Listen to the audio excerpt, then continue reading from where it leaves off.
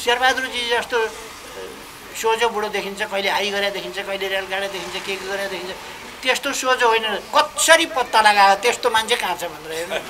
मलाई छिना सरकार प्रहरीमा पनि त्यस्तै छ। प्रहरी आएर त्यसो हेर्छ हात के खाली हात आएर बरियाता कुरा गर्ने।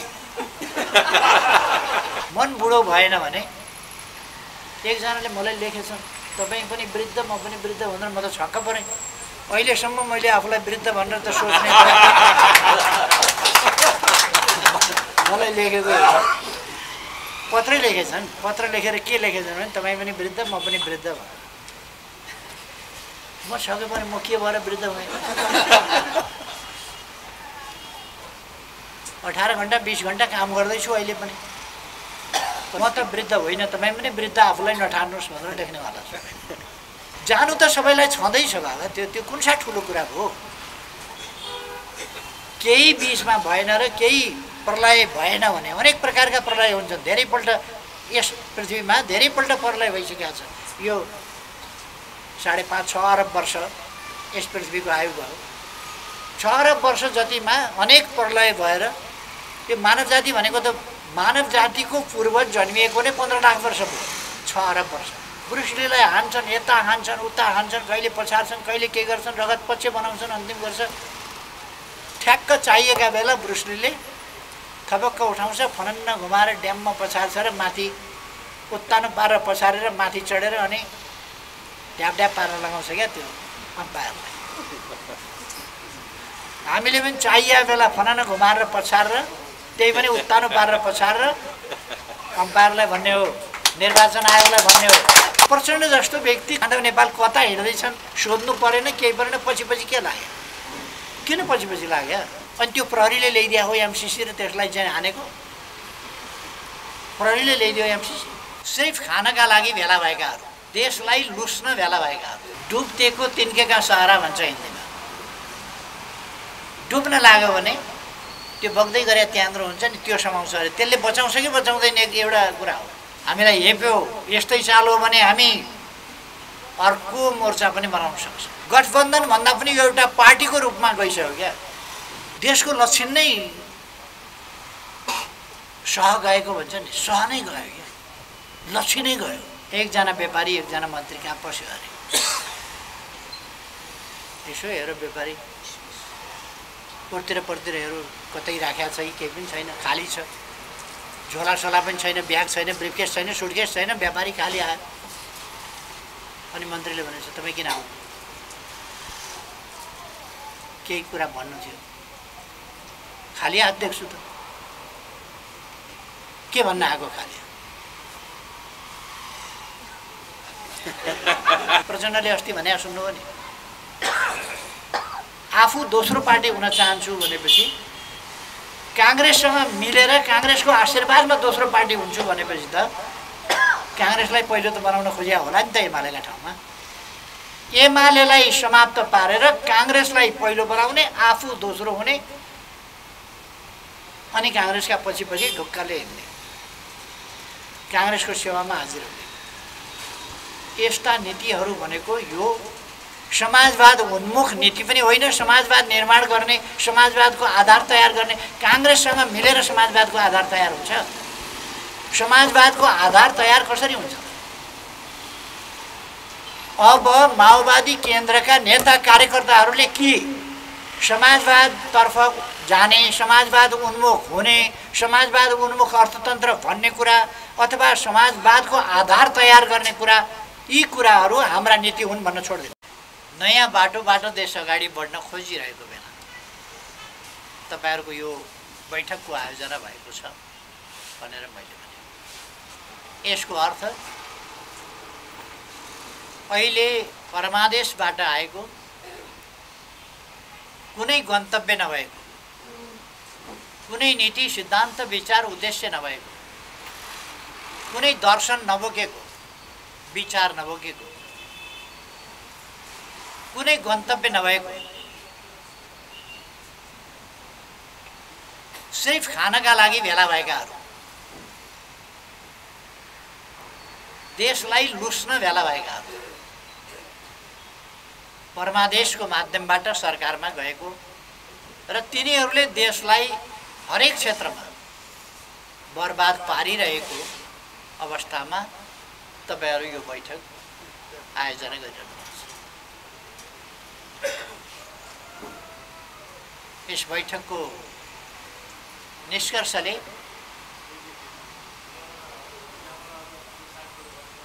तपाईहरुलाई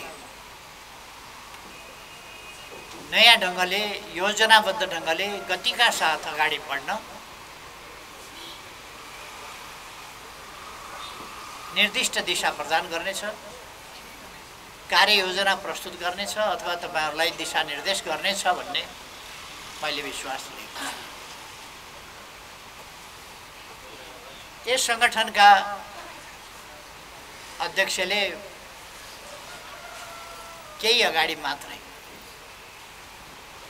आफ्नो मन्तव्यमा संगठनका उद्देश्य, संगठनका काम कारबाहीहरू, संगठनले गर्नुपर्ने काम र यसका अभिभाराहरू र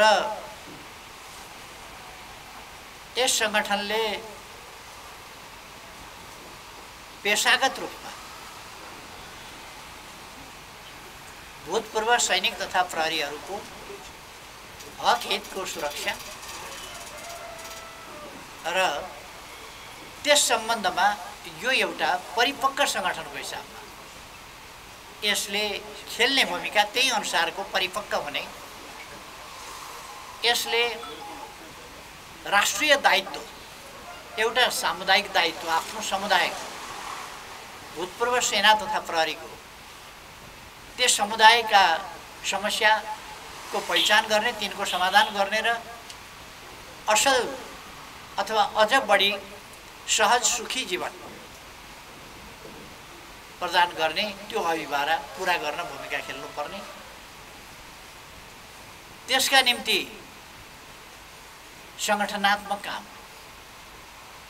त्यसैगरी अझ बढी व्यवस्थित र विस्तृत गर्नुपर्ने,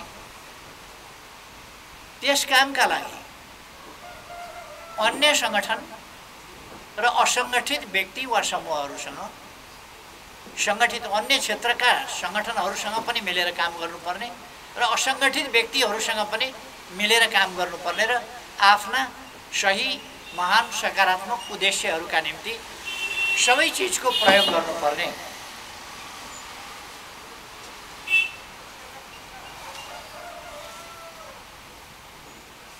त्यस अवस्थामा यस संगठनले कसरी काम गर्ने भनेर आफ्नो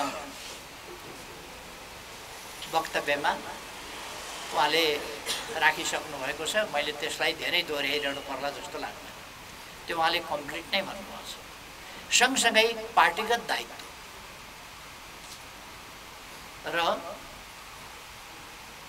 हाम्रो संगठनका उद्देश्य र राष्ट्रिय दायित्व बीचको सन्तुलन, त्यसको तालमेल सहित काम गर्नुपर्ने कुरा, यी कुराहरू पनि राख्नुपर्छ। सँगसँगै तपाईहरुले संगठन सञ्चालन परिचालन गर्नका निम्ति आर्थिक क्रियाकलापहरू पनि गर्नुपर्नेछ। कार्यालय तपाईहरुले भाडामा लिनु भएको छ भनेपछि भाडा तिर्नु पर्ला, मसलन्द खर्च होला, कागज कलम होला। आजै तपाईहरुले आफ्नो संगठनको लोगो बनाएर बाँड्नु भएको छ, खर्च भएको होला। लोगो दिने बट्टा पनि चिटिक्क परेको दिनुभएको छ, यसमा पक्कै यत्तिकै चिटिक्क भएको छैन, यो खर्चै छ। टेबल अगाडि फुल राख्नु भएको छ, खर्चै छ। प्रमाणपत्रहरू वितरण गर्नुभएको छ, त्यही पनि फ्रेम हालेर खर्चै होला। यस्ता झन्डाहरू बनाउनु भएको छ, खर्चै होला। यस्तो थुप्रो खर्च छ। यो फ्यान चलाउनु भएको छ, खर्चै हुन्छ। बिजुली बाल्नु भएको छ, खर्चै हुन्छ। बत्ती बल्याएको छ, खर्चै हुन्छ। अनेक चिजमा यता फर्किए खर्च, उता फर्किए खर्च हुन्छ। त्यो पनि तपाईहरुले ध्यान दिनै पर्ला।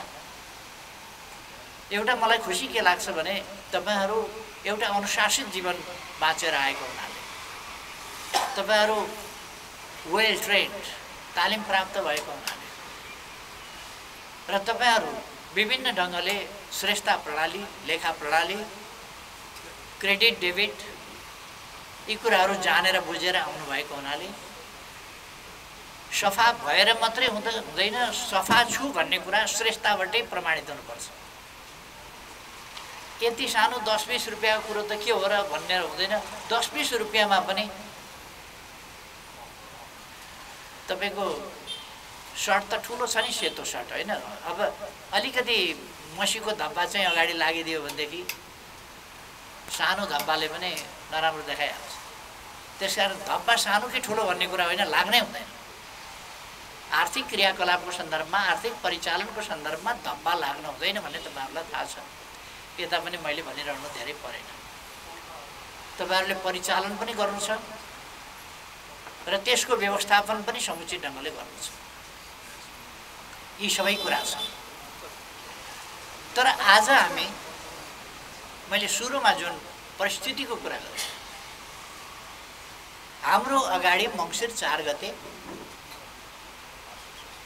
निर्वाचन आउँदैछ र निर्वाचनका लागि विभिन्न समयहरू, समय सारिणीहरू अब दिँदै जान थाल्यो। निर्वाचन आयोगले हिजै पनि निर्वाचन आयोगले भनिसक्यो। अब पार्टी दर्ताका कुराहरू यसका निम्ति समय दिने कुराहरू, यो समय दिँदै जाँदाखेरि, अनेक समय दिँदै जाँदाखेरि मनोनयन दर्ता गर्नेदेखि लिएर भोट खसाउने समय, गन्ने समय, परिणाम सुनाउने समय आइसक्छ। समय धेरै छँदैछ। यस्तो अवस्थामा हामीले गठबन्धनसँग चुनाव लड्नुपर्नेछ। गठबन्धन गर्नु उनीहरूको नसिबको अनिवार्य शर्त। उनीहरूका नसिबमा लेख्या भन्छन् नि, त्यो नसिबमै लेख्या छ। किनभने बाँच्नका लागि डुब्तेको तिनकेका सहारा भन्छ हिन्दीमा। डुब्न लाग्यो भने त्यो बग्दै गरे त्यान्द्रो हुन्छ नि, त्यो समाउँछ अरे। त्यसले बचाउँछ कि बचाउँदैन एउटा कुरा हो। तर डुब्न लाग्यो भनेदेखि सिनको त्यान्द्रो पनि समातेर बाँच्न खोज्छ भने यी सबै डुब्न लागेकाहरू अनि तलाउमा परेपछि एउटाले अर्कालाई यसो निकालिदिए त हुन्थ्यो, जसरी हामीले माओवादीलाई निकालिदिएका थियौँ नि डुब्न लागेर। त्यसरी निकाल्दा त एउटा कुरा हुन्थ्यो। अहिले यिनीहरू त डुबिएला भनेर एउटाले अर्कोलाई समातेको छ, अर्कोले अर्कोलाई समातेको छ, सबै डुब्न फेर्छ। पोखरीमा परेपछि एउटाले अर्कालाई समात्यो भने सबै डुब्छ। आत्तिएकोले समाउँछ। तपाईँहरू वक्तव्यहरू सुनिराख्नु भएको होला नि। बिहान भन्छन् हामीलाई हेप्यो, यस्तै चाल हो भने हामी अर्को मोर्चा पनि बनाउन सक्छौँ, अर्थकै पनि के पनि गर्न सक्छौँ भन्छ। अलिक दिउँसो यो कुराले कहीँ हामीलाई नै त हटाइ त दिँदैन भनेर फेरि अरू नै डराउँछ। अनि होइन, यो मोर्चा त कायमै राख्नुपर्छ भन्छन् अलिक दिउँसो। यति भन्दाखेरि अलिक वफादारी त पुग्दैन कि, शङ्का गरे कि आफूलाई भन्ने पर्छ। बेलुकातिर चुनावपछिसम्मै कायम राख्नुपर्छ यो भनेर थप्छ। फेरि राति सुत्छन्, छटपट्टि हुन्छ। के गरेर बस्ने होला, के गरेर जोगिने होला। छटपट्टि भएपछि अलिकति नधम्काइकन त हामीलाई त टेर्ने भएनन् भनेपछि अलिक धम्काउँछन्। फेरि बिहान फेरि दिउँसो अलिक मत्थर हुन्छन्, बेलुका भएपछि लल्याएको हुन्छ। यही सिलसिला अहिले चलिरहेको छ। यो गठबन्धन एक्लै कोही चुनावमा जाने हिम्मत राख्दैन त। चुनावमा जाने कोही हिम्मत राख्दैन। चुनाव भनेपछि अहिले त संविधानले चुनाव नगरी नभएको, संविधान चुनाव गर्ने भन्दा चुनाव गरायो भने प्रतिगमन हुन्छ भनेको होइन। पोहोरको साल त यिनीहरूले चुनाव गरायो भने प्रतिगमनै हुन्छ भन्दै थियो त। 1 वर्षपछि चुनाव गराउँदा त प्रतिगमन हुँदो रहेछ त। पोहोरै चुनाव हुँदा चाहिँ प्रतिगमन हुन्थ्यो। कति साह्रो आत्तिएका भने चुनाव भयो भने प्रतिगमन हुन्छ। जे होस् यिनीहरू मिलेर आइराखेका छन्, मिलेर आउँछन्। यति बेला यो गठबन्धनसँग हामीले चुनाव लड्नु पर्नेछ। गठबन्धन एकातिर, यो अब गठबन्धन भन्दा पनि यो एउटा पार्टीको रूपमा गइसक्यो क्या। काङ्ग्रेस निर्देशित एउटा विचार समूह, एउटा उद्देश्य बोकेको, कम्युनिस्ट विरोधी, प्रगति विरोधी, देश विरोधी, राष्ट्रियता विरोधी, लोकतन्त्र विरोधी भन्दा त जे पनि भन्छ नि मान्छेले। भन्न त के बाँकी राख्दो रहेछ र? नेपालै नआएका मान्छेसँग 3-4 पल्ट भेट भएर मित्रता दोस्ती हुँदो पनि रहेछ। भन्न त के बाँकी राख्दो रहेछ र मान्छेले? भन्दो रहेछ नि त। मौका मिल्यो भने त भनिहाल्दो रहेछ त। भन्नलाई त जे पनि भन्ला। तर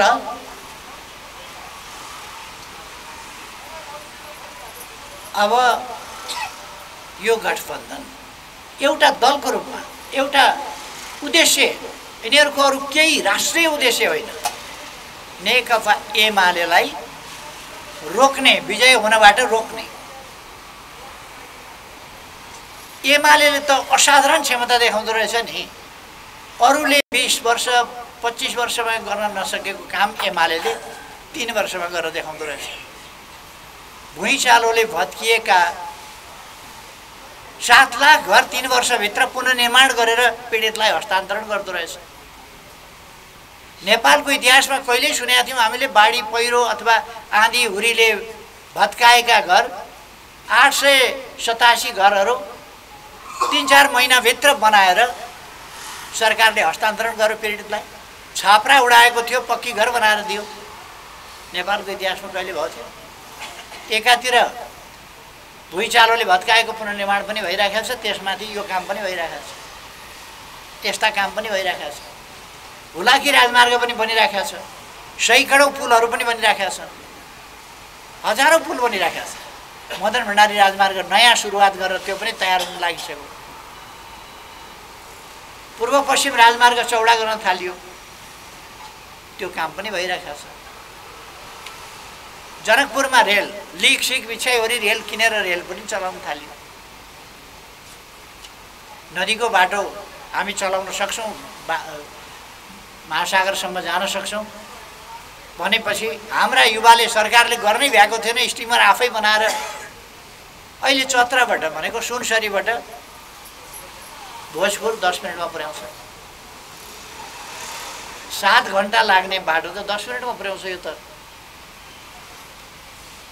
एकातिर राजनीतिक स्वार्थ बोकेकाहरू कागजको त्यो बोट जस्तो बनाएर खेल्छन् नि केटाकेटीले, त्यस्तो बनाएर बाल्टीमा राखेर हामीलाई जिस्क्याउँदै गरे। उता युवाहरूले करोडौँ खर्च गरेर स्टिमर बनाएर कोशी र गण्डकीमा चलाइसके त्यहाँ। त्यसो भएर कोशीमा पनि चलाए, व्यावसायिक हिसाबले चलाइरहेको। खालि एउटा हामीले ओरिएन्टेसन दिनुपर्ने रहेछ। पूर्व पश्चिम रेलको राइट अफ वे त्यो तयार भएको छ, निर्माण भएको छ। कतिपय ठाउँमा हुँदैछ, कतिपय ठाउँमा मुआवजा वितरण गर्ने स्थितिमा पुगेको छ। थुप्रै बाटाहरू खोलिए, नाकाहरू खोलिए र अब नेपाल खासै दुर्गम भनेको रहेन। हुम्ला अलिक दुर्गम छ, अरू ठाउँ भन्ने हो भने हिजो जस्तो दुर्गम, त्यस्तो हिजो जस्तो दुर्गम रहेन। धेरै सुगम भएर आयो। हरेक सदरमुकाममा गाडी पुगेको छ, हुम्ला बाहेक। सिमीकोटमा केही समयमा 2 किलोमिटर जति त्यो सेनाले खोलिराखेको छ, 2 किलोमिटर जति पहरो खोल्न बाँकी छ। यसै बिचमा हामीले किमाथाङका जस्तो सबै मौसममा चल्ने बाटो, हाइवे, अन्तर्देशीय कनेक्सनको लागि त्यो बनायौँ, जसले गर्दा नेपालमा कहिल्यै पनि अब नाकाबन्दी जस्ता कुराहरू हुन सक्दैनन्। एउटा सम्भावनाको, एउटा खतराको, एउटा भयको हामीले अन्त गर्यौँ। यस्ता कति काम भए। पुनर्निर्माणका काम मैले 7 लाख घरको कुरा गरेँ। एकीकृत बस्तीहरू निर्माण गरिए, स्कुलहरू, कलेजहरू, स्वास्थ्य चौकीहरू, अस्पतालहरू, बाटाहरू, सरकारी भवनहरू, प्रहरी चौकीहरू, सेनाका भवनहरू, सेनाको प्रधान कार्यालय, बसन्तपुर हेर्नुहुन्छ कि भक्तपुर हेर्नुहुन्छ कि पाटन दरबार स्क्वायर हेर्नुहुन्छ कि रानी पोखरी हेर्नुहुन्छ कि दरबार हाई स्कुल हेर्नुहुन्छ कि धरहरा हेर्नुहुन्छ कि अथवा यस्ता अरू अनेक पुरातात्विक महत्त्वका चिजहरू हेर्नुहुन्छ, 3 वर्षभित्रमा यति काम हुन सक्दो रहेछ भन्दा आश्चर्यचकित हुन्छ मान्छे। यसै रफ्तार विकसित हुन आधार तयार भइसकेपछि कति समय लाग्छ? तपाईले महाकाली करिडर हेर्नुस्, कर्णाली करिडर हेर्नुस्, सेती करिडर हेर्नुस्, भेरी करिडर हेर्नुस्, अर्को करिडर हेर्नुस्, अर्को करिडरका करिडर, कोशी करिडर हेर्नुस्, गण्डकी करिडर हेर्नुस्, काली गण्डकी करिडर हेर्नुस्, मर्स्याङ्दी करिडर हेर्नुस्, अर्को करिडर हेर्नुस्, तमर करिडर हेर्नुस्, उसमा अरुण करिडर हेर्नुस्, हाइड्रो पावरका क्षेत्रमा हेर्नुस्, ट्रान्सफर्मर ट्रान्समिसन लाइनका हिसाबले हेर्नुस्, नेपाललाई डिजिटल नेपाल बनाउने सन्दर्भमा अगाडि सारेका नीति र प्राप्त गरेका सफलताहरू हेर्नुस्, आईटी सेक्टरमा भएका कामहरू हेर्नुस्। नेकपा एमाले जनताले बाँच्न पाउनुपर्छ भनेर ज्येष्ठ नागरिकहरूलाई दिने सुविधा अझ वृद्धि पनि गर्यो, कर्मचारीहरूको तनखा वृद्धि गर्यो, मजदुरहरूको ज्याला अध्यावधिक गर्यो, न्यूनतम पारिश्रमिक तोक्यो, त्यसमा आवधिक वृद्धि गर्यो, खोलौँ ब्याङ्क खाता, नेपालको पानी जनताको लगानी, सामाजिक सुरक्षाको नयाँ अवधारणा, ज्येष्ठ नागरिक स्वास्थ्य बीमा, यस्ता यति धेरै नयाँ कार्यक्रमहरू ल्यायो। यो भन्दै जाने हो भनेदेखि 2-4 घण्टा यी कार्यक्रमहरू, सफल कार्यक्रमहरू भन्न पनि कमसेकम मोटा कार्यक्रमहरू भन्न पनि 2-4 घण्टा लाग्छ। 3 वर्षमा गरेको काम। त्यसै कारण मैले पार्लियामेन्टमा प्रधानमन्त्रीजीलाई सोधेको थिएँ, पार्लियामेन्टमा बहुदल आइसकेपछि 47 सालपछि तपाईहरूले 21 वर्ष सरकारको नेतृत्व गर्नुभयो। 21 वर्ष नेतृत्व गर्दा नेपाली कांग्रेसले यो चाहिँ काम गर्यो भनेर एउटा काम देखाउनुहोस् त, एउटा काम देखाउनुहोस्। एमाले के काम गर्यो भनेर सोध्नुहुन्छ भने संसदबाट बाहिर निस्किएर यता मुन्टो बटार्नुहोस्, यता मुन्टो बटार्नुहोस्, अथवा यदि यो कार्यक्रम लाइभ नै गइरहेको छ भने पनि केही फरक पर्दैन। लाइभमा हेरिराखेको कसैले छ भने एमाले के विकास गर्यो भन्ने कुरा सोध्न अन्त जानु पर्दैन। उभिएका ठाउँबाट तपाईँ जहाँ हुनुहुन्छ त्यहाँबाट तपाईँको झ्याल खोलेर हेर्नुहोस्, घरभित्रबाट हेरिरहनु भएको छ भने झ्याल खोलेर हेर्नुहोस्, एमाले के गर्यो त्यहीँ देख्नुहुन्छ। तपाईँ गाडीमा हुनुहुन्छ भने बाटो हेर्नुहोस्, त्यहीँ तपाईँको अगाडि आएको पुल हेर्नुहोस्, बाटो कसरी चौडा भएको छ त्यो हेर्नुहोस्। ब्युटिफिकेसन, तपाईँ सहरमा हुनुहुन्छ भने ब्युटिफिकेसन हेर्नुहोस्। अहिले फोहोरको ढुङ्गुर थुप्रिनु बेग्लै कुरा हो, यसमा म केही कमेन्ट गर्न चाहन्छु। अब नेकपा एमाले गरेका काम त तपाईँ मेचीमा हुनुहुन्छ भने मेचीमा हेर्नुहोस्, दार्चुलामा हुनुहुन्छ भने दार्चुलामा हेर्नुहोस्, दार्चुलामा हुनुहुन्छ भने महाकाली नदीतिर हेरेर ती हेर्नुहोस् सबै झोलुङ्गे पुलहरू जहाँ हिजो तुइन मात्रै थिए आज पुलहरू हेर्नुहोस्। मेचीमा हुनुहुन्छ भने त्यसै गरी अरू कुराहरू हेर्नुहोस्, जहाँ हुनुहुन्छ त्यहीँ हेर्नुहोस्। कर्णाली बागमती कहाँ हुनुहुन्छ त्यहीँबाट आसपास हेर्नुहोस्, एमाले गरेको विकास देख्नुहुन्छ। अन्त जानु पर्दैन, उभिएकै ठाउँबाट हेरे हुन्छ। त्यति धाबीका साथ हामी भन्न सक्छौँ। 396 अस्पताल त एकै दिन एकै ठाउँबाट हामीले शिलान्यास गरेर सुरुवात गर्यौँ। कोभिडको सामना गर्यौँ र मृत्युदर मान्छेले जिस्क्याए भने गरे। मैले अम्माका पात उमालेर गार्गिल गर, बेसार पानी खाऊ, तातो पानीले नाक सफा गर र स्वास्थ्यले भने जस्तै, स्वास्थ्य मन्त्रालयले प्रचार गरे जस्तै साबुन पानीले हात धोऊ, मास्क लगाऊ, यी कुराहरू हामीले भन्यौँ।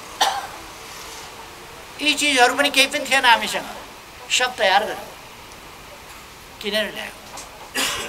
अक्सिजन सिलिन्डर हामीले गाडीको बाटोबाट ल्याउन भ्याएन, जहाजबाट ल्यायो र अक्सिजन सिलिन्डर हामीले जनताका घरमा पुर्यायौँ, अस्पतालमा ल्यायौँ।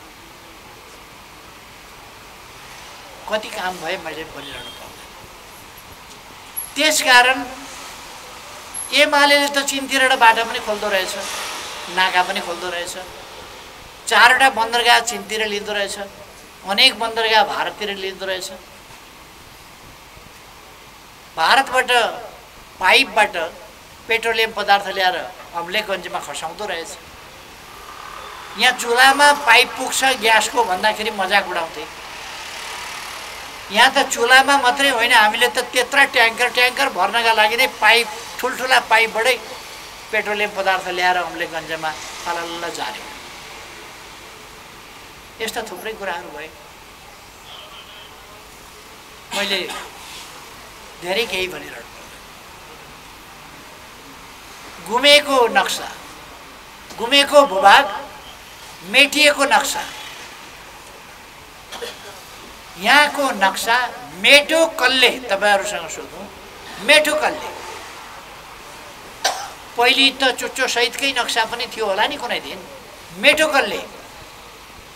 जसले भूभाग गुमायो त्यसैले मेट्दै गयो होला। मेट्यो, नक्सा मेट्यो, नक्साको चुच्चो मेट्यो, हाम्रो भूभाग मेट्यो। यो राष्ट्रघात हो कि होइन? यस्तो ठाउँमा हामीले हाम्रो भूभाग समेटेर नक्सा बनायौँ, नक्सा जारी गर्यौँ, त्यसलाई संविधानको अङ्ग बनायौँ। संविधानको अङ्ग बनाएर हामीले सर्वसम्मतिले, संविधान जारी हुँदासम्म सर्वसम्मत भएन, कहीँ सर्वसम्मत भएन, हामीले चुच्चे नक्सालाई संविधानको अङ्ग बनाउँदा संसदले संविधान संशोधन गर्दा सर्वसम्मतिले गर्यो। म माननीय सांसदहरूलाई धन्यवाद भन्न चाहन्छु, हाम्रो संसदलाई धन्यवाद भन्न चाहन्छु, जसले सर्वसम्मतिले यी चिजहरू गर्न सकिँदो रहेछ।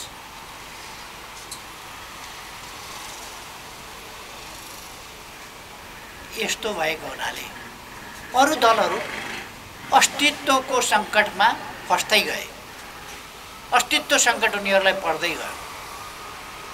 एमालेलाई यसै गरेर अगाडि बढ्न दिने हो भने, एमालेको चरित्र हत्या नगर्ने हो भने, एमालेलाई बदनाम नगर्ने हो भने, एमालेमाथि झुटा आरोप दुरुस्त बनाएर नलगाउने हो भने एमालेलाई रोक्न सकिने भएन। एमाले त अलेक्जेन्डर द ग्रेट, सिकन्दर बढे जस्तै बढ्ने हो अगाडि।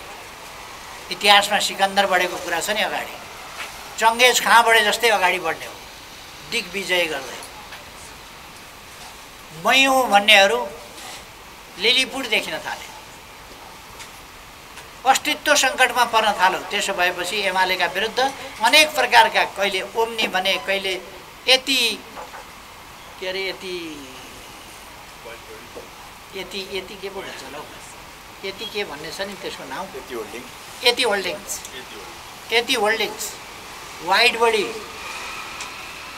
बडी हाम्रा पालामा भएको होइन, अर्कैले किनेको, अर्कैले पैसा बुझाएको, अन्तिम किस्ता बुझाउन बाँकी रहेछ। त्यसबेला पर्यटन तथा संस्कृति मन्त्री, नागरिक उड्डयन मन्त्री रविन्द्र अधिकारीले अन्तिम किस्ता, प्लेन आइसकेको छ, किनिसकेको छ, किस्ता बुझाइसकेको छ, अन्तिम किस्ता बुझाउन बाँकी छ, नतिरेर हुन्छ। रविन्द्र अधिकारीले त्यो तिर्नुभयो। अनि उहाँलाई भ्रष्टाचार गर्यो भनेर एमालेका विरुद्ध केही बोल्न नपाएर बकवास गरेका हुन्थ्यो।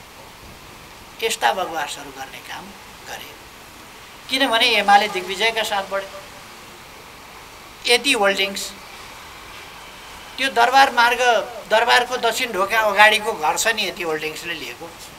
पुष्पकमल दाहाल प्रचण्डले दिएको, कहाँ टेन्डर गरे, कहाँ मूल्याङ्कन गरे, कहाँ के गरे,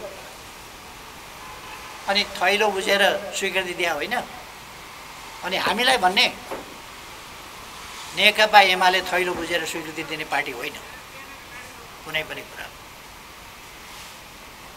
अनि कोभिडका बेला 2020 सालको कारण आकस्मिक रूपमा यो प्राकृतिक विपत्ति नियन्त्रण सम्बन्धी ऐन 2020 को दफा 2 ले डाइरेक्टरले किनमेल गर्छ र एक तह माथि भनेको सचिवलाई आफ्नो रिपोर्ट गर्छ। त्यति भनेको छ उनले मन्त्रीलाई अरूलाई रिपोर्ट गरिरहनु पर्दैन, डाइरेक्टरले आफूले गर्ने हो कानुन बमोजिम।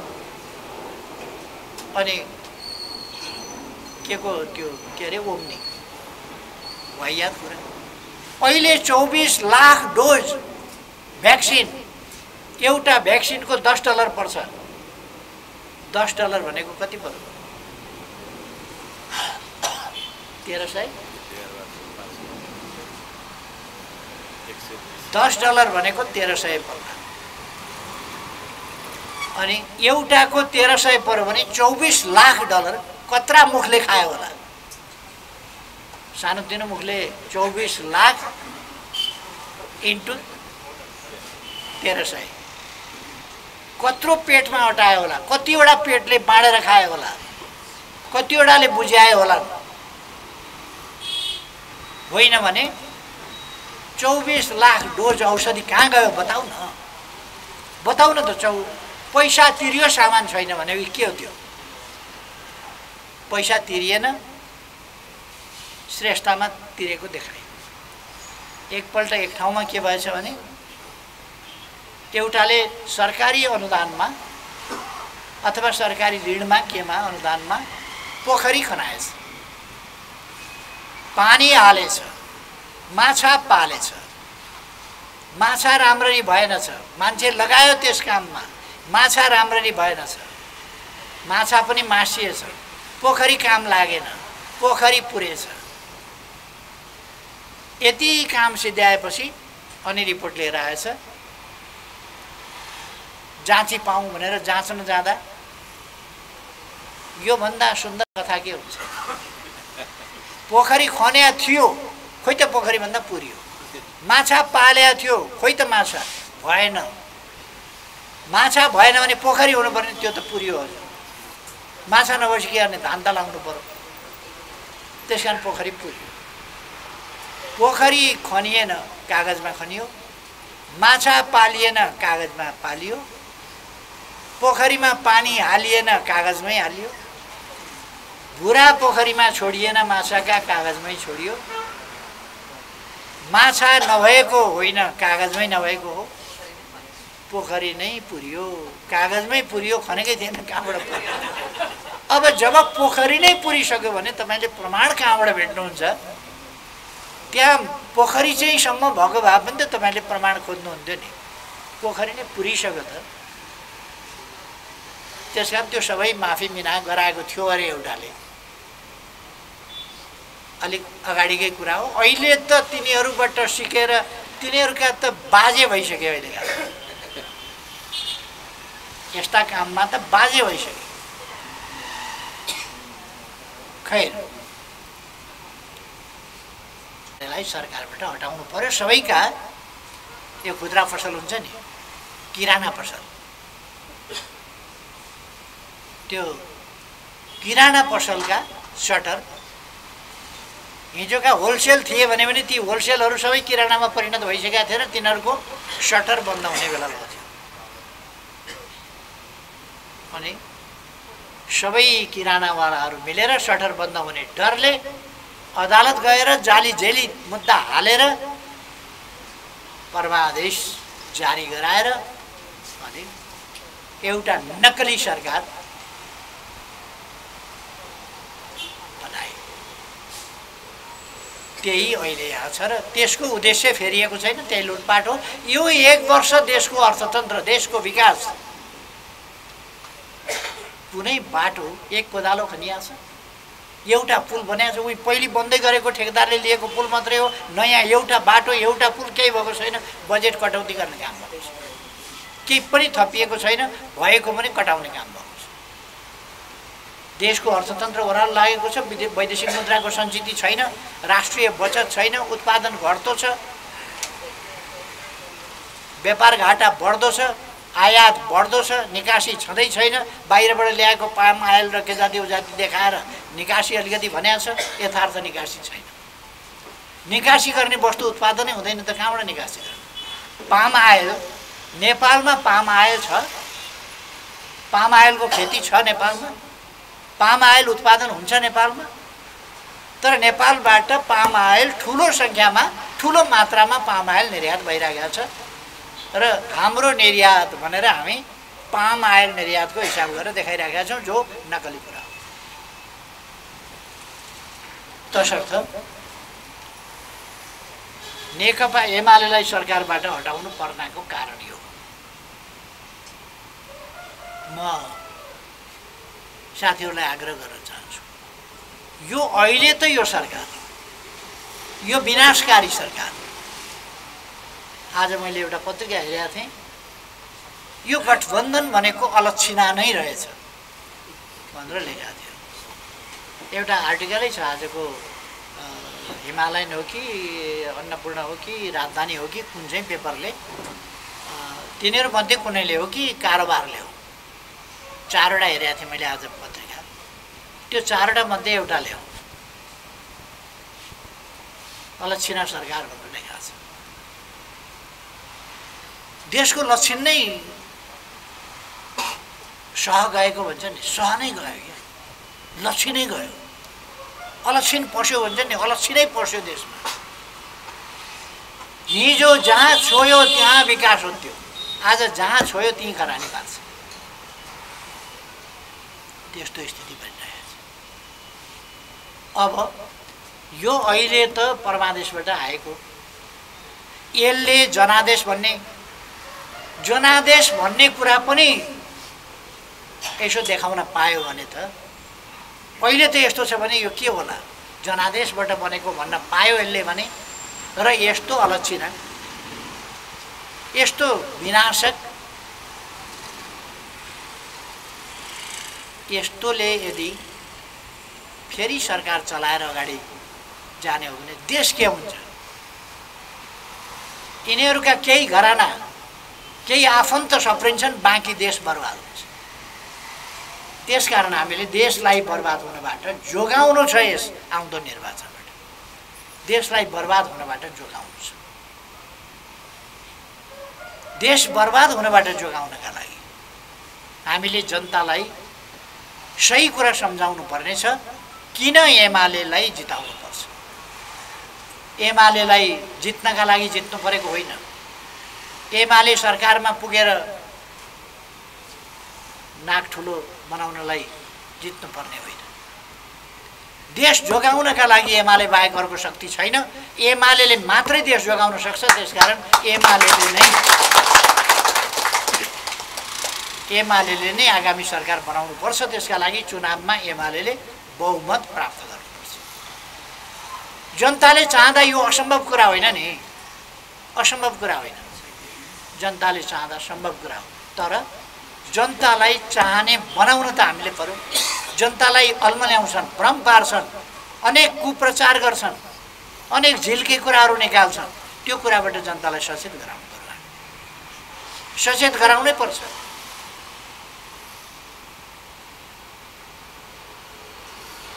अब एमालेले जित्नु परेको देश बनाउनका लागि, देशलाई डुब्न नदिनका लागि। अहिले हेर्नुहोस् त, प्रहरी सङ्गठन, इतिहासमा कहिल्यै प्रहरी सङ्गठन यस्तो बिग्रिया थियो? सिनियरिटी कता हो, न्याय कता हो, वरियता के हो, योग्यता क्षमता के हो, केही पनि छैन।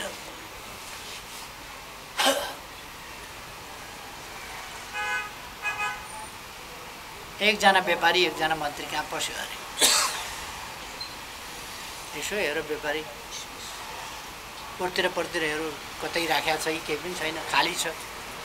झोला सोला पनि छैन, ब्याग छैन, ब्रिफकेस छैन, सुटकेस छैन, व्यापारी खाली आयो। अनि मन्त्रीले भनेछ, तपाईँ किन आउनु? केही कुरा भन्नु थियो? खाली हात देख्छु त। के भन्न आएको खाली?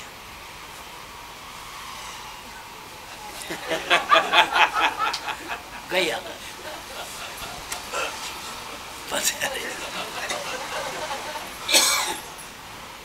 प्रहरीमा पनि त्यस्तै छ। प्रहरी आएर यसो हेर्छ हात के हजुर मेरो वरियता त माथि नै थियो हजुर, खाली हात आएर वरियता कुरा गर्ने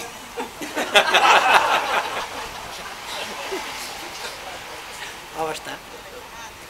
यति साह्रो प्रहरी सङ्गठन बिगारेको, यति बेथिति भएको। आइजिपी कहाँनेरिबाट हुन्छ कसरी हुन्छ भन्ने पनि त एउटा थिति हुन्छ नि त। थिति विधि केही पनि छैन। एआइजी कसरी हुने भन्ने पनि त थिति होला नि। कुनै चिजको पनि एउटा थिति हुन्छ नि। डिआइजी कसरी हुन्छ भन्ने पनि त थिति होला नि। तिनलाई खटाइन्छ कसरी भन्ने पनि त थिति होला नि। राजदूत कसरी बनाइन्छ भन्ने थिति होला नि। मान्छे नियुक्त कसरी गरिन्छ भन्ने थिति होला नि। सल्लाहकार कसरी नियुक्त गरिन्छ भन्ने पनि त थिति होला नि। हेर्नुहोस् त, सल्लाहकार नियुक्त गर्न पाएको छैन। मेरो पैसा खाएको यति वर्ष भयो तिर्या छैन, कहाँ हरायो भनेको त प्रधानमन्त्रीको पो सल्लाहकार भएर आयो देखियो भन्छ मान्छे। यो मेरो कुरा होइन है, यो अखबार सखबार सञ्चार माध्यमले भनेको कुरा मात्रै मैले पढे हो।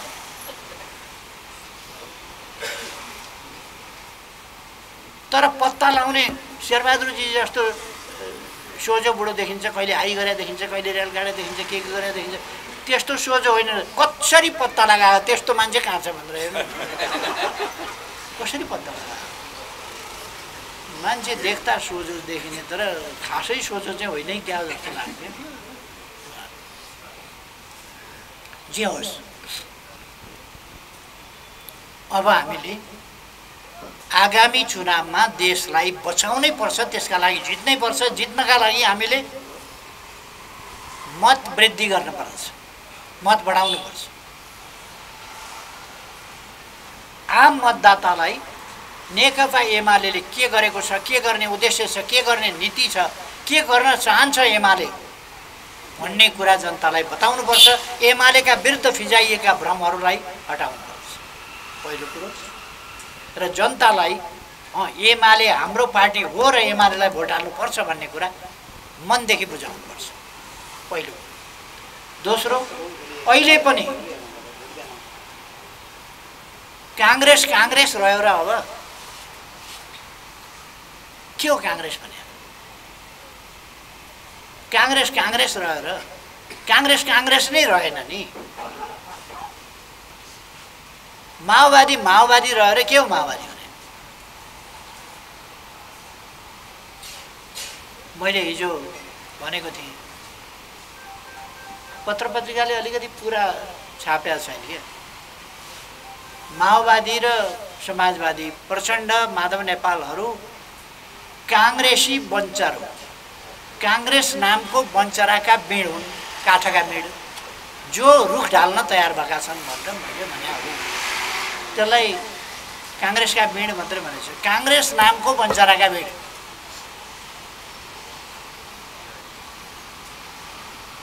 काङ्ग्रेस कोदालो पनि होइन, त्यसले केही खन्ने उमार्ने गोड्ने केही गर्दैन। त्यो काङ्ग्रेस भनेको बन्चरै हो क्या।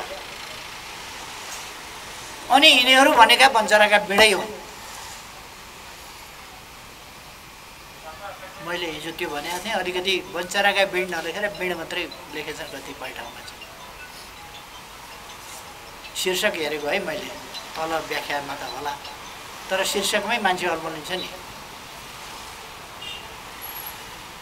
यिनीहरू कम्युनिस्ट आन्दोलन सिद्ध्याउन हिँडेका, कम्युनिस्ट आन्दोलनलाई खत्तम पार्न हिँडेका। प्रचण्डले अस्ति भने सुन्नुभयो नि,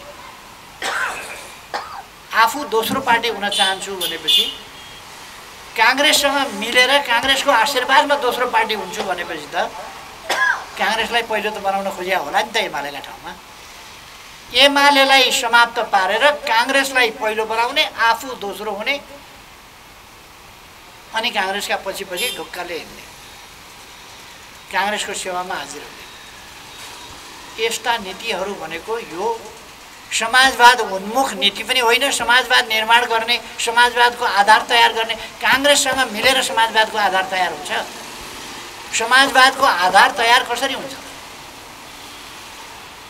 अब माओवादी केन्द्रका नेता कार्यकर्ताहरूले के समाजवादतर्फ जाने, समाजवाद उन्मुख हुने, समाजवाद उन्मुख अर्थतन्त्र भन्ने कुरा अथवा समाजवादको आधार तयार गर्ने कुरा, यी कुराहरू हाम्रा नीति हुन् भन्न छोडिदिनुहोस् कि गठबन्धन छोड्नुहोस्, समाजवादको आधार निर्माण गर्न लाग्नुहोस्। सबभन्दा सजिलो यदि तपाईहरू समाजवाद निर्माण गर्न चाहनुहुन्छ, समाजवादका आधार तयार गर्न चाहनुहुन्छ भने यस्तो काम नलाग्ने प्रचण्ड जस्तो व्यक्तिको नेतृत्वको पार्टीमा बसेर समाजवादको आधार निर्माण हुन्छ? आउनुहोस्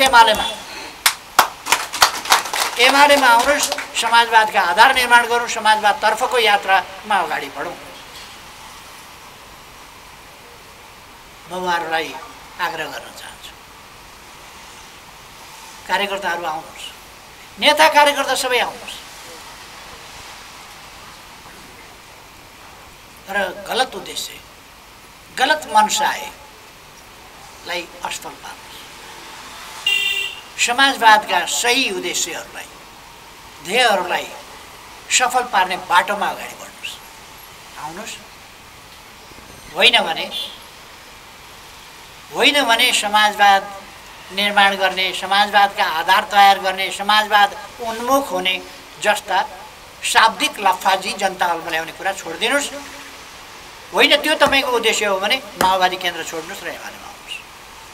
दुईटा मध्ये एउटा किन बाहिर एमसीसीको विरोध गर्ने, सडकमा मान्छेलाई ढुङ्गा हान्न लाउने, सडक भत्काउन लाउने, बुरुक उफ्रिन लाउने, प्रहरीसँग भिड्न लाउने, कार्यकर्ताको टाउको फुटाउन लाउने, प्रहरीका हातखुट्टा भाँच्न लाउने, ढुङ्गा हान्न लाउने, अनि त्यो प्रहरीले ल्याइदिया हो एमसीसी र त्यसलाई चाहिँ हानेको? प्रहरीले ल्याइदियो एमसीसी? सडकमा प्रहरी देख्नै नहुने माओवादी कार्यकर्ताले ढुङ्गा हानेको छ, इँटा हानेको छ, सडक भत्काएको छ, बाँदर नाच नाचेको छ, प्रचण्डले लगाएको। बाहिर त्यस्तो छ, भित्र अघिल्लो पङ्क्तिमा बसेर पास गर्ने पक्षमा हुनेहरू मान्नेहरूले हुन्छ भन्नुहोस् भन्दा हुन्छ भनेर उहाँ भित्र आफू अघिल्लो पङ्क्तिमा बसेर हुन्छ भनेर एमसीसीको पक्षमा हुने मान्नेहरूले हुन्छ भन्नु होला भन्दा हुन्छ, भित्र बाहिर ध्यान दिन तयार छौँ भनेर उहाँ सिकाएको छ कार्यकर्तालाई। म जाँदै गर्दा त मलाई ढुङ्गा हाने भयो, सिकाएको त्यस्तै छ। मैले गरे हो एमसीसी सम्झौता, एमसीसी सम्झौता उनीहरूका नेताले गर्छ, ढुङ्गा मलाई हान्छ। यो दोहोरो तरिका। माधव नेपालका पछाडि जाने साथीहरूलाई पनि म आग्रह गर्न चाहन्छु, के देखेर बस्नुभएको? अब पनि त्यहाँ आँखा खुलेन, यति हुँदा पनि आँखा खुलेन। कहिले कहिले गाडीमा एसी लगाएर भित्र बसेर बाहिर फुत्त निस्किँदा धेरै गर्मी छ भने चस्मा ड्याममा ढाकिन्छ क्या, तर एकछिन फुकालिदियो भने फेरि त्यो क्लियर हुन्छ। यो माधव नेपालका पछाडि गएका साथीभाइको आँखा कहिले खुल्ने?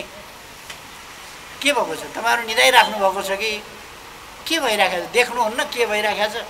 माधव नेपाल कता हिँड्दैछन् सोध्नु परेन, केही परेन, पछि के लाग्यो? किन पछि लाग्यो? माधव नेपाल कता जाँदैछन् त देख्नुभयो होला नि त। एमाले प्रमुख शत्रु हो, त्यसलाई सिद्ध्याउनु मुख्य काम हो भन्छ। किन अरे भन्दा समाजवाद निर्माण गर्नु परेको छ, त्यसकारण काङ्ग्रेसका पछि हिँड्नु परेको छ। काङ्ग्रेसका पछि लागेर समाजवाद निर्माण हुन्छ भने एकीकृत समाजवादी भन्ने पार्टी खोलेर जनताले धोका किन दिनुहुन्छ? सघाउ र भन्नुहोस् न, काङ्ग्रेसमा लागियो, समाजवाद बनाइन्छ, काङ्ग्रेसका पछाडि लागेर काङ्ग्रेस जोइन गरियो भनेर भन्नुहोस् न, खुलोस् त।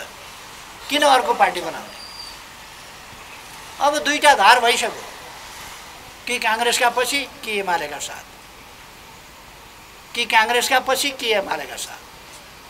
म साथीहरूलाई आग्रह गर्न चाहन्छु, सबैलाई आउनुहोस्, एमालेका साथमा लागौँ, एमाले बनाऊँ, एमालेका महान उद्देश्यमा अगाडि बढौँ, देशलाई बर्बाद हुनबाट जोगाउँ। यसका निम्ति उहाँहरूलाई आग्रह गर्छौँ हामी, आउनुहोस्, आफ्नै पार्टीमा प्रवेश गर्नुहोस्। काङ्ग्रेसलाई पनि म भन्न चाहन्छु, काङ्ग्रेसका साथीहरू, अब हिजोको काङ्ग्रेस रहेन। यो काङ्ग्रेस काङ्ग्रेस होइन, नाउँ मात्रै काङ्ग्रेस हो। अहिलेको काङ्ग्रेस, काङ्ग्रेसका नेता कार्यकर्ता बाहिर बाहिर भेट हुँदा आँसु खसाउँदैनन्, घरमा गएर रुन्छन्। बोल्न सक्दैन, तिनको मनमा गाँठो परेर आउँछ, भकानिएर आउँछ। लोकतन्त्रका लागि भनेर जिन्दगी अर्पण गरे, हिँडे कुदे, तर तन्त्र फेरि जहानिया तन्त्र, एउटा नयाँ जहानिया तन्त्र, एउटा ग्याङ खडा हुँदैछ। त्यो ग्याङले देश लुटिरहेको छ। काङ्ग्रेसका साथीहरू पनि देखिरहेका छन्, उहाँहरू पनि यसरी देश लुटिएको मन पराइरहनु भएको छैन। अनि तपाईँ स्वतन्त्र नागरिकको हैसियतले के बाध्यता छ तपाईँलाई कि देश लुटेको देखिरहनु भएको छ? त्यो कुरा छोड्न नसक्ने, आउनुहोस् छोडेर देश बनाऊ, म सबैलाई आग्रह गर्न चाहन्छु। अब तपाईँहरूसँग मेरो के आग्रह छ भने, मत जनताले हामीलाई दिन्छ, तर अहिलेको यो गठबन्धन भनेको नीति विधि थिति नैतिकता इमान जमान केही पनि नभएको भ्रष्ट सरकार। यसले चुनाव शान्तिपूर्ण ढङ्गले हुन दिँदैन, निष्पक्ष हुन दिँदैन, स्वतन्त्र ढङ्गले मत हाल्न दिँदैन, मतदाताहरूलाई निर्भय वातावरणमा त्रास बिना भोट हाल्न दिँदैन, आतंक मचाउँछ, ढुङ्गा हान्छ, मतदाताका टाउका फोर्छ। किनभने यहाँ प्रजातन्त्र प्रजातन्त्र प्रजातन्त्र भनेर नथाक्ने काङ्ग्रेस छ र मान्छे ढाँटेर नथाक्ने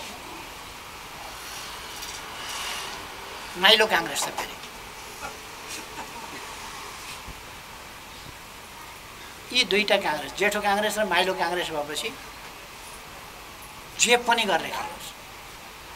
प्रहरी प्रशासनको दुरुपयोग गर्ने, हिंसा मचाउने, गुन्डागर्दी गर्ने, बुथ कब्जा गर्ने, बुथमाथि आक्रमण गर्ने, मान्छेलाई घाइते बनाउने सबै प्रयास यसले गर्छ। त्यसकारण तपाईहरूले यसमा सङ्गठित ढङ्गले जनताको मतको रक्षा, लोकतन्त्रको रक्षा भनेको सबभन्दा ठुलो कुरा जनताको मतको रक्षा। जनताले मत, आफ्नो मत आफूले चाहेका ठाउँमा हाल्न पाउनु पर्यो। त्यो अधिकारको रक्षा चाहिँ लोकतन्त्रको रक्षा। पहिलो रक्षा त लोकतन्त्रको त्यहाँबाट हुन्छ। त्यसकारण हामीले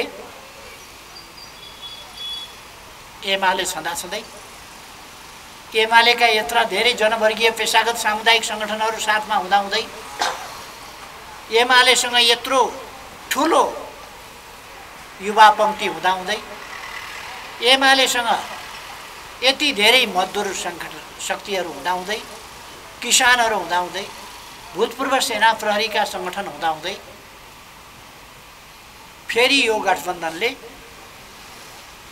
राज्य शक्तिको दुरुपयोग गरेर असंवैधानिक गैर कानुनी ढङ्गले लुटमार मचाउने यसलाई अधिकार छैन भन्ने कुरा हामीले बताउनुपर्छ, मैदानमा बताउनुपर्छ। त्यो कुरा लुटमारको अधिकार सरकारमा बसे भन्दैमा लुटमारको अधिकार हुँदैन, जनताका अधिकार खोज्ने लुट्ने अधिकार हुँदैन, जनताको भोट लुट्न पाइँदैन। त्यो कुरा हामीले यस गठबन्धनलाई दृढतापूर्वक बताउनुपर्छ। त्यसका निम्ति आफ्नो ढङ्गले हरेक मतदान केन्द्रमा तयारी रहन, योजनाबद्ध ढङ्गले आफ्नो तयारी गर्न म साथीहरूलाई आग्रह गर्न चाहन्छु। र त्यहाँको स्थानीय पार्टीसँग तालमेल गरेर, त्यहाँका अन्य सङ्गठनसँग तालमेल गरेर हामी जनताको मताधिकारको रक्षा गर्न सक्दछौँ। सबभन्दा ठुलो लडाइँ मताधिकार। अमेरिकाको स्वतन्त्रता सङ्ग्राम चल्दा बोस्टनमा त्यत्रो लडाइँ हुँदा नो ट्याक्सेसन विदाउट रिप्रेजेन्टेसन, बिना मताधिकार बिना विदाउट रिप्रेजेन्टेसन अरू कुरा मान्दैन। त्यसकारण right of vote, right of representation, that's the fundamental thing of democracy. त्यसकारण डेमोक्रेसीको आधारभूत चिजको रक्षा भनेको मतदान हो, मताधिकार हो। त्यसको रक्षा हामीले कुनै हिसाबले गर्छौँ र गर्नुपर्छ। त्यसको तयारीमा जुट्न म साथीहरूलाई आग्रह गर्न चाहन्छु। अरू पक्षहरू, हामी विदेशीहरूसँग झोला थापेर पैसा लिँदैनौँ। विदेशीको पैसाले देशका जनताको मताधिकारलाई तलमाथि पार्ने अपराधिक काम, त्यो काम देशद्रोही काम, त्यो काम हामी गर्दैनौँ। त्यसकारण हामीले आफैले आफ्नो निर्वाचन आफैले आयोजना, सञ्चालन, परिचालन गर्नुपर्छ र आफैले जित्नुपर्छ। जनतालाई हामीले मताधिकार अथवा मतको प्रयोग कुनै पनि हिसाबले डरको भरमा, त्रासको भरमा अथवा मत कसैले किनेको भरमा, प्रलोभनको भरमा, यो दिन्छु भनेको भरमा, त्यो दिन्छु भनेको भरमा, छोरालाई जागिर, छोरीलाई जागिर, कसलाई प्रमोसन, कसलाई सरुवा आदि जस्ता कुराहरूका प्रलोभनमा या आर्थिक प्रलोभनमा कुनै पनि हिसाबले आफ्नो मत बेच्नु हुँदैन। यसको अर्थ मत बेच्नु भनेको वा मत कायम राख्न नसक्नु भनेको जनताको ठुलो कमजोरी हुन्छ, जसले देशलाई अप्ठ्यारोमा पार्छ। अहिलेसम्म हाम्रो जस्तो यति प्राकृतिक स्रोत, यस्तो जमिन, यस्तो नदी, यस्तो नाला, यस्तो पहाड, यस्ता तराई, यस्ता फाँटहरू, यस्तो हिमाल, अजस्र जलस्रोत, यस्तो भएको ठाउँ, मिनेरलहरू भएको ठाउँ कसरी हाम्रो यो देश यस्तो गरिब कसरी हो? यस्तो मेहनती जनता जसले गएर अरब बनाइरहेको छ, हङकङ बनायो, कतार त नेपालीले बनाएको हो, नेपालीले बनायो, युएई, बहराइन, कुवेत, अरू देशहरू नेपालीले बनाइरहेको छ, मलेसिया नेपालीले बनाइरहेको छ। अन्त बनाउन सक्छ भने यहाँ बनाउन सक्छ नि, बनाउन सक्छ। अब त हामीसँग इन्जिनियर छन्, टेक्निसियन छन्, हामीसँग डाक्टर छन्, हामीसँग म्यानेजर छन्, सबै चिज छ,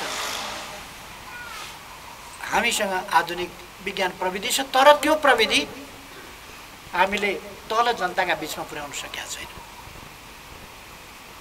अब तपाईँ हाम्रो अर्को कर्तव्य, यति बेला त हामी बढ्ता जोड निर्वाचनमा दिन्छौँ, तर हामीले सँगसँगै के पनि गर्नु छ र खास गरी निर्वाचनपछि हाम्रो जीविकोपार्जनको तरिका पेन्सनमा भर पर्ने होइन। पेन्सन त आइहाल्छ, आफ्नो ठाउँमा छ, तर तपाईँ हामी विभिन्न ठाउँ घुमेका होलाौँ, विभिन्न जिल्ला घुमेका होलाौँ, विभिन्न कुराहरू देखेका होला।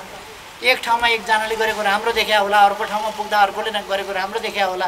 एउटाको गहुँ पालन देखा होला, अर्काको भैँसी पालन देखा होला, अर्काको सब्जी खेती देखा होला, अर्काको फलफुल खेती देखा होला, नयाँ ढङ्गले काम गरेको देखेको होला। त्यसकारण यसका निम्ति हामीले नयाँ ढङ्गले आफ्नै जीविकोपार्जन पनि पेन्सनमा भर पर्ने होइन, नयाँ ढङ्गले जीविकोपार्जनका तरिकाहरू, सृजनात्मक तरिकाहरू, त्यसबाट हामी नमुना हुनुपर्छ। उहिलेदेखि पनि लाउरे भन्थे नि, लाउरेले भनेको अलिक मान्ने, किनभने यो देश दुनियाँ देखिया छ, बुझिया छ, जानिया छ भनेर गाउँघरमा पनि लाउरेले भनेपछि मान्थे। गाउँको मान्छे भन्दा तपाईँहरू विभिन्नतिर घुम्नुभएको छ, देख्नुभएको छ, कोही मिसन जानुभएको होला, कोही के गर्नुभएको होला। हुन त मिसनमा जाँदाखेरि त के को विकास देख्नु, त्यहाँ त बारुद देखिने हो, तैपनि बाटामा देख्नुभएको होला, कुनै ठाउँमा देख्नुभएको होला, अघि पछि देख्नुभएको होला, अरू ठाउँमा देख्नुभएको होला। त्यसो भएर तपाईहरूले आफ्नै जीविकाका लागि पनि, आफ्नै परिवारलाई, आफ्नै नयाँ पिँढीलाई, अरूलाई पनि तपाईँहरूले नयाँ ढङ्गले जीविकालाई नयाँ ढङ्गले लान, इनोभेटिभ ढङ्गले लान, केही नयाँ चिज गर्न, नमुना आफू हरेकले बन्न। पेन्सन आइहाल्छ भनेर हामी अल्छी हुने होइन। पेन्सन आइहाल्छ, अब हामी त विभिन्न साहब थियौँ नि त हिजो।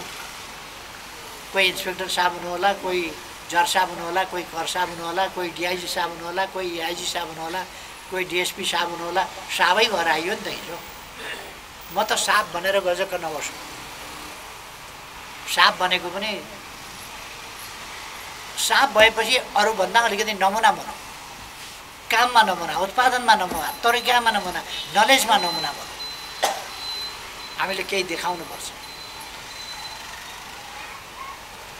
मलाई चिन्यौ न तिमीले? म को? मलाई गाउँभरिका जिल्लाभरिका मान्छेले कतिवटा जिल्लामा चिन्छन्, फलाउनु एसपी भनेर, एसपी साहब हो। मलाई फलाउनु डिआइजी भनेर चिन्छन्, चिया छैन भनेर त्यसरी होइन। तपाईँले त्यो रवाफ देखाउनै पर्दैन, त्यो भन्नै पर्दैन। मैले यहाँ एउटा सानो यसरी काम गर्दैछु, नयाँ काम यसरी थालेको छु, हेर्नुहोस् न भनेर देखायो भने त्यो तपाईँको साहबभन्दा कति ठुलो तपाईँलाई उसले मानिहाल्छ। अनि योभन्दा अगाडि के गर्नु त्यो भनेर सोध्छ। अनि त्यति बेला भन्नु होला नि, म पुलिसको डिआइजी थिएँ, सेनाको म जर्नेल थिएँ, सेनाको म कर्नेल थिएँ, म क्याप्टन थिएँ, नेपाली भाषामा कप्तान भन्छन्, म कप्तान थिएँ भन्नु होला। त्यसपछि तपाईँले सुरु गर्नुहोस् नम्रतापूर्वक अहिलेको तपाईँले गरेको कामबाट। मेरो चाहिँ आग्रह त्यो छ। त्यसो गर्नुभयो भने तपाईँहरूले देशलाई ठुलो योगदान गर्न सक्नुहुन्छ। रिटायर के हो भनेर मान्छेको मन बुढो भयो भने मान्छे बुढो हुन्छ, मन बुढो भएन भने। एकजनाले मलाई लेखेछन्, तपाईँ पनि वृद्ध म पनि वृद्ध भनेर। म त छक्क परेँ। अहिलेसम्म मैले आफूलाई वृद्ध भनेर त सोच्ने मलाई लेखेको पत्रै लेखेछन्। पत्र लेखेर के लेखेछन् भने तपाईँ पनि वृद्ध म पनि वृद्ध भयो। म छक्कै परेँ, म के भएर वृद्ध भएँ? 18 घन्टा 20 घन्टा काम गर्दैछु अहिले पनि, कसरी वृद्ध भइयो? मैले जवाफ लेख्न पाएको छु। म त वृद्ध होइन, तपाईँ पनि वृद्ध आफूलाई नठान्नुहोस् भनेर लेख्नेवाला छु लेख्दाखेरि। तर भ्याएको छैन। वृद्ध मानसिकता नल्याऊ। वृद्ध आफूलाई वृद्ध ठान्न थालियो भने बसेपछि वृद्धता के हुन्छ? वृद्ध मानसिकता भयो। त्यसकारण मानसिकताबाट वृद्ध नहौ। मैले अस्ति एक ठाउँमा भने जानु त सबैलाई छँदैछ बाबा, त्यो कुन सा ठुलो कुरा हो? केही बिचमा भएन र केही प्रलय भएन भने अनेक प्रकारका प्रलय हुन्छन्। धेरैपल्ट यस पृथ्वीमा धेरैपल्ट प्रलय भइसकेको छ। यो 5.5-6 अरब वर्ष यस पृथ्वीको आयु भयो। 6 अरब वर्ष जतिमा अनेक प्रलय भएर यो मानव जाति भनेको त मानव जातिको पूर्वज जन्मिएको नै 15 लाख वर्ष भयो। 6 अरब वर्ष 15 लाख मान्छे भएको भन्नुहुन्छ भने मान्छे भएको आजभन्दा 23,000 वर्ष अगाडि पहिलो मान्छेले कुकुरका छाउरा हुर्काएर घरपालुवा बनाएको थियो। 23,000 वर्ष अगाडि। त्यो जमाना 13,000 वर्ष अगाडिसम्म अथवा 10,000 वर्षसम्म त त्यही जमाना त्यही कुकुर पाल्ने होइन, त्यसैमा रह्यो। 15,000 13,000 वर्ष अगाडिदेखि गाई पाल्ने, गाई समात्ने, सुँगुर समाउने, कुकुर समाउने, भेडा समाउने, अरू समाउने, यस्तो बनेर पशुपालन। अनि वनबाट ल्याएका फल फुल कन्दमूल र अन्न वनबाट सङ्कलन गर्ने ठाउँमा त्यो ल्याएर राखेकोलाई बिउ छरेर त्यसबाट उमार्ने। पहिलो गहुँ खेती 9,500 वर्ष अगाडि भएको थियो अहिलेभन्दा। अथवा आधुनिक जमाना या विकासको जमाना वा मानव समाज भन्नेको उत्पत्ति बल्ल 10,000 वर्ष। सत्ययुग, त्रेतायुग, द्वापरयुग, कलियुग सबै यसैभित्र पर्छन्। जङ्गली अवस्थाबाट आउँदै गएपछि यी विभिन्न समयका नाम राखिए। सबभन्दा उन्नत, सबभन्दा विकसित, सबभन्दा मान्छेले सुख पाएको, सबभन्दा सुन्दर समाज। यो यस्तो खालको सरकार अहिले छ नि देशमा, यस्तो सरकार छ नाम लिन लाज हुने खालको। तर भए पनि विगतका अधिनायकवादी, तानाशाही, सामन्ती, दास व्यवस्थाकाहरू भन्दा यो फेरि पनि बेटर हो। किन यहाँ त अनेक सुविधाको जमाना छ। यस्तो सरकार भए पनि हामी सङ्गठन गरिराखेका छौँ, भेला भइराखेका छौँ, मैले सरकारको आलोचना गरिराखेका छु, त्यो त छ नि त। राणा शासनमा गीता वाचन गर्दा सुखराज शास्त्रीलाई 95 सालमा गिरफ्तार गरेर 97 सालमा फाँसी दियो बा। गीता पढ्या बिचरा। गीता पढ्दाखेरि पनि गीताको अर्थ लगाउँदाखेरि शासकहरू प्रजालाई माया गर्ने शासक हुनुपर्दछ, प्रजालाई दुःख दिने शासक हुनु हुँदैन। प्रजालाई दुःख दिने शासकहरू भए भने मासिन्छन् भनिदिएछन्। गीता सुनाउँदा, पुराण सुनाउँदा उनले त्यसो भने बापत गिरफ्तार गरेर थुन्यो मुद्दा लगाएर। फाँसीको सजाय सुन्ने बेलामा सुखराज शास्त्रीले के सोचिराखेका थिए भने मलाई छोड्छ, थुन्नुपर्ने कारणै छैन त के गर्ने भनेर मलाई आज छोड्छ भनेको त। सुखराज शास्त्री भनेपछि उनी एक कदम अगाडि बढे। सर्वस्व सहित, जन्म कैद सहित फाँसीको सजाय सुनाइन्छ भनेपछि छक्क पर्यो। के गरेका थियो र फाँसी? पागल राणाहरू त्यसै कारण समाप्त भए। गलत बाटो हिँडेपछि मान्छे समाप्त हुन थाल्छ। तिनीहरूलाई दशा त्यसैमा लाग्यो। अनि सुखराज शास्त्रीले ओम शान्ति भने एक कदम पछाडि आए। फेरि त्यो लाइनमा जो मान्छेहरू सजाय सुन्न बसेका अभियुक्त थिए त्यही लाइनमा फेरि बसे। मैले भनेको जिन्दगी त मान्छेको जान्छ। यो धरती पनि अब 8 अरब वर्ष पछाडि बीचमा केही भयो भने बेचमा केही भइहाल्यो। कुनै उल्का सुल्का केहीले हान्यो भने पनि धरती समाप्त हुन्छ। कुन कुन कहाँ कहाँ विचरण गरिराखेका छ अन्तरिक्षमा भन्न सकिन्न। तर हामी निराश भएर चिन्ता गरेर यो टर्छ र त्यसकारण कुरुकुरु काम गर्ने हो, कुरुकुरु काम गर्दै अगाडि बढ्ने हो।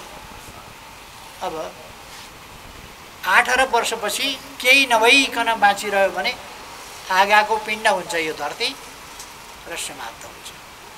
अर्को त्यस्तै ग्रह नक्षत्र केहीसँग यो टक्राउँछ र यो कलाप्स हुन्छ। तर त्यो आगाको कुण्ड हुनभन्दा धेरै अरब वर्ष अगाडि, 6-7 अरब वर्ष अगाडि नै भनेको अब 100 करोडभन्दा यतै मान्छेको जात चाहिँ समाप्त भइसकेको हुन्छ। मान्छेको जात त समाप्त भइसकेको हुन्छ, वनस्पति समाप्त भइसकेको हुन्छ, जीवन समाप्त भइसकेको हुन्छ। धरती त त्यसपछि धेरै पछि मात्रै समाप्त हुने हो। तसर्थ पृथ्वीको सुरुवात भयो होला 6 अरब वर्ष अगाडि। तर एउटा मलिक्युल बन्न, अक्सिजन बन्न भर्खर 3 अरब वर्ष, 2.5 अरब वर्ष जति अगाडि अक्सिजन बन्यो होला। त्यसपछि मलिक्युलहरू बन्यो, अमिबा बन्यो र हुँदै आएर मैले भने 15 लाख वर्ष भयो होला मानिस जस्तो देखिने, मानिस नुमा स्पेसिस बनेको। अब यस्तै केही लाख वर्ष या करोड वर्ष पछि मानव जातिको नै अस्तित्व समाप्त हुन्छ, बाँकी चराचर समाप्त हुन्छ। यस्तोमा धरती पनि बुढो हुँदैछ। अहिले धरती 22मा छ। यो पृथ्वी भन्ने चिज 22मा छ। हाम्रो कस्मिक एक ढङ्गले 22मा छ। पछि के हुन्छ थाहा छैन। यो पृथ्वी 22मा छ, सौरमण्डल 22मा छ। यसकारण यहाँ मानव जातिको उत्पत्ति छ, सबभन्दा सुन्दर सबभन्दा उन्नत कुरो। त्यो मानव जातिको सीमित आयु छ। त्यो आयुभित्र आफूलाई कमजोर ठानिहाल्ने, बुढो भएँ भन्ने, यति वर्ष भएँ भन्ने, 70 पुगेँ भन्ने, 71 पुगेँ भन्ने के अर्थ छ? यो त राम्रो कुरा हो नि त। अनुभव हासिल गरियो, यत्रो जमानादेखि देखियो, धेरै चिज देखियो, राम्रो कुरा हो। मर्नु त सधैँ भएर। अस्ति स्त्रीहरूको हेर्दै थिएँ, स्त्रीहरूको धन्न धन्न बाँच्यो, के भन्न सकिन्छ? बाटा हिँड्दै गर्दा गाडी बुल्टिएको, यो भएको, दिनै पछि खबर आएका आइछन्, के भन्न सकिन्छ? जिन्दगीको के ठेगान छ? त्यसो भएर चिन्ता गर्ने होइन, काम गर्ने हो। हामीले बुढो भएँ भन्ने ठान्ने, म त रिटायर्ड पेन्सनर ठानिरहनु पर्ने कुनै कारण छैन। यति वर्ष पुगेँ। लामो आयु भएका मान्छेको वर्ष त पुगिहाल्छ नि। छोटो आयु भए पूर्वलाई मरिन्थ्यो। बाँचिएको छ भनेपछि लामो आयु रहेछ र बाँचिएको छ, अरू बाँचिन्छ। त्यसकारण बुढो भएँ भन्ने होइन, काम गर्दै जाने हो। साथीहरूलाई हरेस नखान, निराश नहुन, आत्मविश्वास राख्न, मनोबल उच्च राख्न, सधैँ आफूलाई चुस्त दुरुस्त तन्नेरी जवान ठान्नु। त्यसरी ठानेर अगाडि बढ्नुहोस्। अब हामी जिततर्फ अगाडि बढ्नु छ यस निर्वाचनबाट। अनि 5वटा पार्टी एकातिर एमाले भन्नुहोला। एमाले एक्लै नै काफी हुन्छ नि त। कतिवटा पार्टी भन्ने कुराको सङ्ख्याले हुने हो र, पार्टीको सङ्ख्या होइन, भोटको सङ्ख्या पो चाहियो त, तरिका चाहियो, जित्न पर्छ। यो लडाइँ तपाईँहरूले ब्रुसलीसँग कहिले कहिले बडा मोटा मोटा अल्काहरूले खेले देख्नुभएको छ? त्यो रिङमा खेलेको देख्नुभएको होला नि ब्रुसलीसँग। ब्रुसलीलाई हान्छन्, यता हान्छन्, उता हान्छन्, कहिले पछार्छन्, कहिले के गर्छन्, रगत पछि बनाउँछन्, अन्तिम गर्छ। ठ्याक्क चाहिएका बेला ब्रुसलीले थपक्क उठाउँछ, फनन्न घुमाएर ड्याममा पछार्छ र माथि उत्तानो पारेर पछारेर माथि चढेर अनि ढ्याप ढ्याप पारेर लगाउँछ क्या त्यो अम्पायरलाई। हामीले पनि चाहिए बेला फनन्न घुमाएर पछारेर, त्यही पनि उत्तानो पारेर पछारेर अम्पायरलाई भन्ने हो, निर्वाचन आयोगलाई भन्ने हो, ल 3 पल्ट ढ्याप ढ्याप ढ्याप पार भन्। त्यही तरिका हो। तसर्थ यसका निम्ति तयार रहन म साथीहरूलाई आग्रह गर्न चाहन्छु। अब धेरै समय नलिउँ। म सबै साथीहरूलाई शुभकामना भन्न चाहन्छु। तपाईँहरूको स्वास्थ्य पनि राम्रो होस् र तपाईँहरूको काममा पनि सफलता मिलोस्। तपाईँहरूको केन्द्रीय कमिटीले राम्रा निर्णय गर्न सकोस्, योजना बनाउन सकोस्। तपाईँहरूको कार्यालयले तपाईँहरूका कामलाई छलफल गर्न, व्यवस्थित गर्न मद्दत पुर्याओस्। शुभकामना भन्न चाहन्छु। मलाई आमन्त्रण गर्नुभयो। धेरै